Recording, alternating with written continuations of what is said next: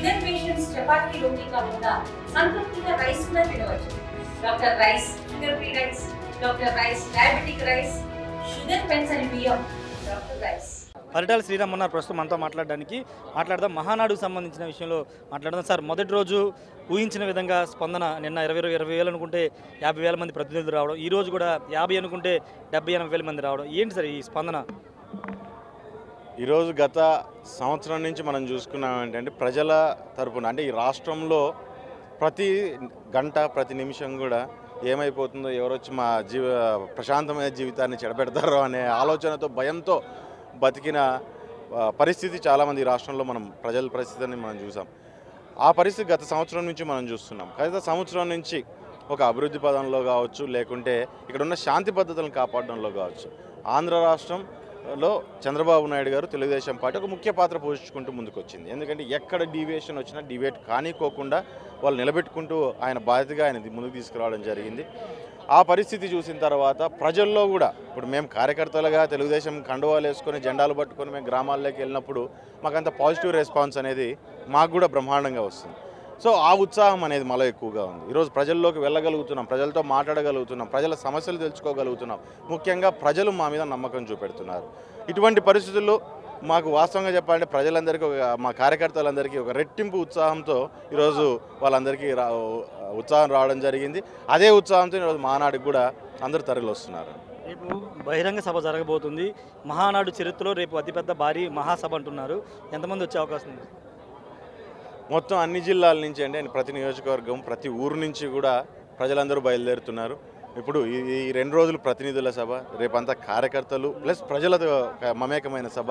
అందుకంటే ముఖ్యంగా రేపు నారా లోకేష్ గారు కావచ్చు, చంద్రబాబు నాయుడు గారు కావచ్చు, ఈ రాష్ట్రానికి ఏం మెసేజ్ ఇస్తున్నారు, మనం ఏ రకంగా నడుచుకోవాల్సిన అవసరం ఉంటుంది, నెక్స్ట్ 4 ఏళ్ళు మన ప్రవర్తన మన నడవడిక ఏ రకంగా ఉండాలి, ఆయన వాళ్ళ ఏ రకమైన సందేశాన్ని ఇస్తారని చెప్పి చాలామంది ఒక గొప్ప ఆశతో అందరూ వస్తున్నారండి. మహానాడు మీరు సక్సెస్ఫుల్గా చేసుకుంటున్నారు. మరోవైపు వైసీపీ వాళ్ళు కడప జిల్లా పేరు మార్చారు కావాలని, లేకపోతే కడప జిల్లాలో రెచ్చగొట్టే విధంగా రాజశేఖర రెడ్డి విగ్రహాలకి పసుపు జెండాలు ఫ్లెక్సీలు కడుతుందన్న కామెంట్లు చేస్తున్నారు. ప్రతి సెంటర్లో ఉంది కాబట్టి చుట్టూ కడుతుంటారండి. అది కామన్గా దాన్ని అఫెండెడ్గా తీసుకోవాల్సిన అవసరం లేదు. ఎందుకంటే సెంటర్లో విగ్రహం ఉంది కాబట్టి చుట్టూ సర్కిల్ కాబట్టి సర్కిల్లో జనరల్గా ఏ మానాడు మంది జరిగినా లేదంటే వైసీపీ ప్లీనరీలు జరిగినా ఏది జరిగినా జనరల్గా అనేవి జరుగుతుంటాయి అవి. సో దాన్ని అదే పనిగా ఒక సీన్ చేయాలనే ప్రయత్నము, ఏదో ఎగ్జిస్టెన్స్ని కాపాడుకోవాలంటే ఎప్పుడు ఇంతవరకు కడపలో ఎప్పుడు ఇంత దెబ్బతినింది లేదు.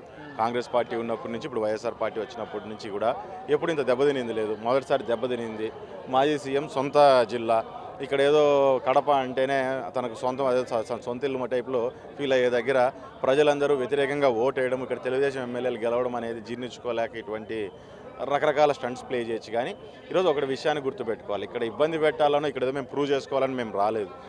మహానాడు అనేది మామూలుగా ప్రతి జిల్లాలో పెట్టినట్టుగానే ఇక్కడ తీసుకొని వచ్చారు. ఇక్కడ తీసుకొని వచ్చి ఇక్కడున్న ప్రజలకు అందుబాటులో ఉండేటట్టుగా, ఇక్కడున్న ప్రజలకు చంద్రబాబు నాయుడు గారి గురించి కానీ లేకుంటే ఇక్కడ ఉన్న నాయకులు నిన్న ఈరోజు రేపు పెట్టే తీర్మానాలు కానీ ప్రజలకు ఏ రకంగా ఉపయోగపడతాయనే దాని మీద ఒక చర్చా వేదిక జరపడానికి ఇంతమంది బ్రహ్మాండమైన సభ పెట్టారు.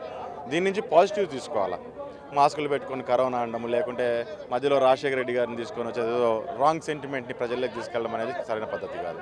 ఈ జిల్లా మీ నియోజకవర్గం రాప్తాడుకు సంబంధించిన తోపుదుర్తి ప్రకాష్ రెడ్డి ఇప్పటికీ మీ మీద అగ్రెసివ్గా మాట్లాడుతున్నారు. ఆయన అధికారం ఉన్నప్పుడు ఏ విధంగా మాట్లాడి ఇప్పుడు అదే విధంగా మాట్లాడుతున్నారు. పరిటాల ఫ్యామిలీ ఎందుకు సైలెంట్గా ఉంటుందని చాలామంది మాట్లాడుతున్నారు. కాకులు రోజు అరుస్తుంటాయి, దాంట్లో వాడు కూడా అరుస్తున్నాడు. దాని గురించి పెద్దగా మనం మీరు రెస్పాండ్ అవ్వాలి. గత ప్రభుత్వ హయాంలో క్లాక్ టవర్ సెంటర్కి వచ్చి చాలామంది మీకు సవాల్ విసిరారు. వాళ్ళ పరిస్థితి ఏంటి సార్? ఇప్పుడు వాళ్ళ మీద ఏం చేయబోతున్నారు? ఉన్నారా వాళ్ళు ఎక్కడున్నారో నాకు తెలియదండి. ఎక్కడున్నారో నాకు తెలియదు.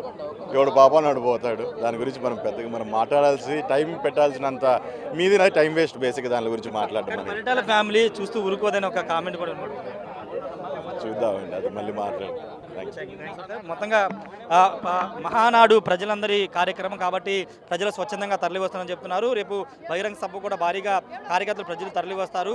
పరిటాల రాప్తాడు ఇష్యూకి సంబంధించి ఆయన గతంలో ఏ విధంగా మాట్లాడి ఇప్పుడు అదే విధంగా కాకులు మాట్లాడే మాటల్ని పట్టించుకునే అవసరం లేదు.